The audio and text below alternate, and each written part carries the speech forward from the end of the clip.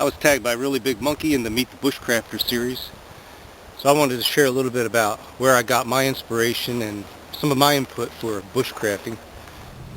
Pretty much from 3rd grade on, areas like this were my playground. We lived in a small community of about 30 homes, and directly behind it was an area like this. Lots of roads just like this, winding through the woods.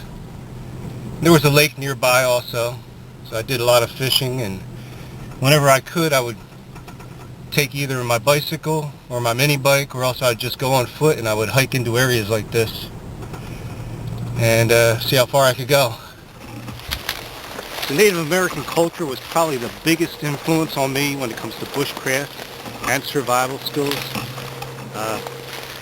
Reading books, seeing movies, etc. But mostly reading books about Native American culture. Stories about mountain men, etc.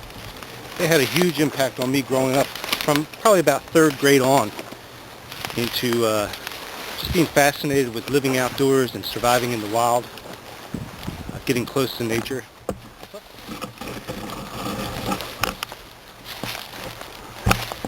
Oh, sorry about that. And just discovering the diversity that's out in the woods and the things that you can learn about plants and what plants are used for and how they interact with each other and things like that. What are wild edibles and what plants that animals use. That all spiked my interest in bushcraft and survival. See, right in the middle of this thick brush, got this little sandy spot, and it's just enough to capture deer track. You can actually see it was heading this way.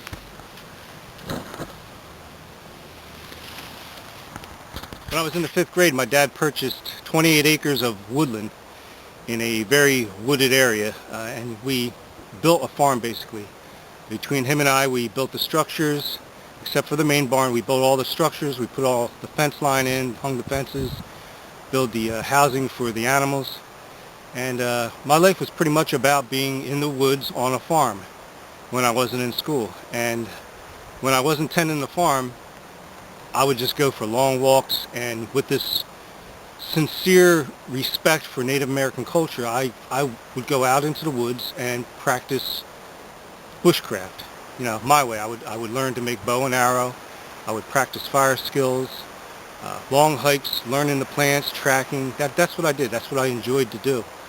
And it was great because there was so much woods around, and there still is. I still know places to go where there's just so much woods that, you know, you can lose yourself for a while and not have to listen to all the trappings of society. You have to remember, my childhood days come from the 60s and 70s, and there was a peace and love and get back to nature movement going on back then. It was kind of supposed to be a revolution into getting back to nature and getting back, you know, back to the garden, getting back to natural living.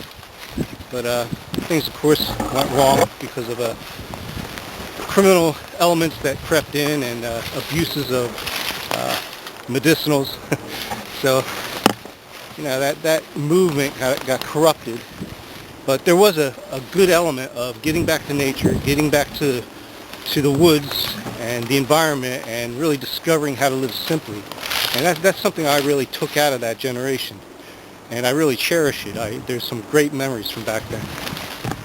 There's this story about these 2 men, young men, who during that 60s, 70s period wanted to get back to nature and do the survival thing. So they took a couple of hunting knives and little else. They just took the clothes on the back, hunting knives, and they went into the woods for a month to survive and see what real survival is all about.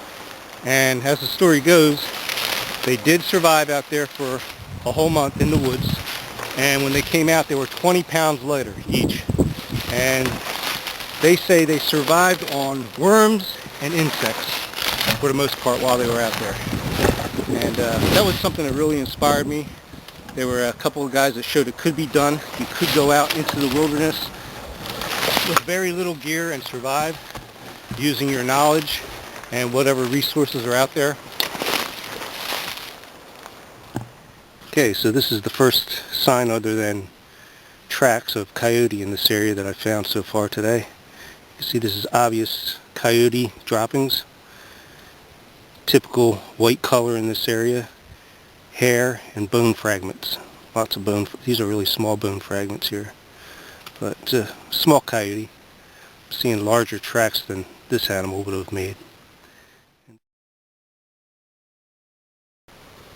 Okay, here's a nice size pile of coyote scat, and we can see right here bone,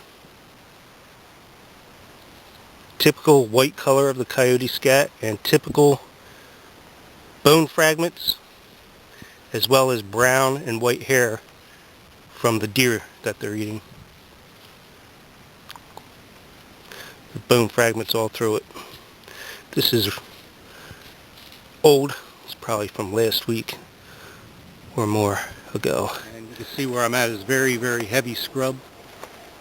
When I do this kind of forest, I don't carry the big walking stick or spear that they say you should have so you don't, poke your eye. Carry a small one. And the reason is because there's so many places where you just don't have room overhead for a big stick. And it's tight in here. It's very tight. So if you need to swing this for some reason, you need the room. And so my walking stick, aka spear, is short in this instance. I don't recommend people do carry something like this with a sharp point that they can impale themselves on unless they're very aware of what they're doing. I normally carry it with point faced outward, so I'm not going to take a chance of hurting myself going through this brush. And this works great for moving sticks out of the way, brush out of the way, and it's also there in case I need it for something else. If you're going to use it for gaining your footing somewhere, be very aware of that sharp end. Anyway, just wanted to give you a little look-see where I'm at today, what I'm going through. Very, very dense scrub forest here. Very awesome to be out here today.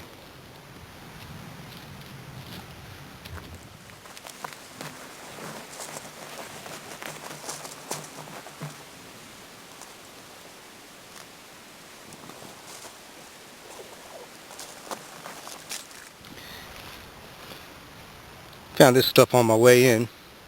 Got some rocks that would be great as a flint with steel. I think especially this one here, it's got a lot of angles on it. And this one too, even though it's small, it's got a nice angle there. And try it out. But this, now what do you suppose broke this bone? Was it an animal, or was this a deer that got hit by a car and made its way into the woods before it died? But anyway, this is something I could use to make a spear point out of. See, it's got fractures down along the sides here and a pointy side. That would be a spear point or an arrow point. And the rocks I would use to try to make it with it.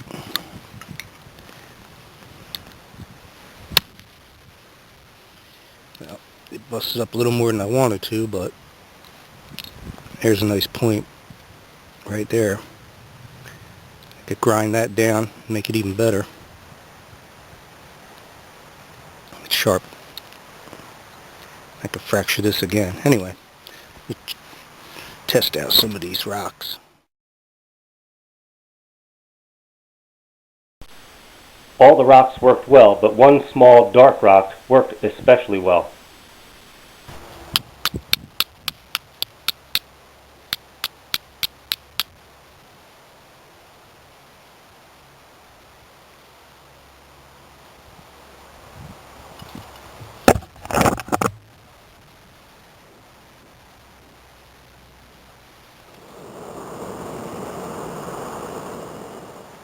Pretty much every time I come into the bush, I experiment with new ways of doing things, using different gear, carrying different equipment, different methods of doing things. Here I have homemade soup. Made the soup at home, dehydrated some just to experiment to see how convenient it would be to carry the soup in, rehydrate it in the bush, and then eat it.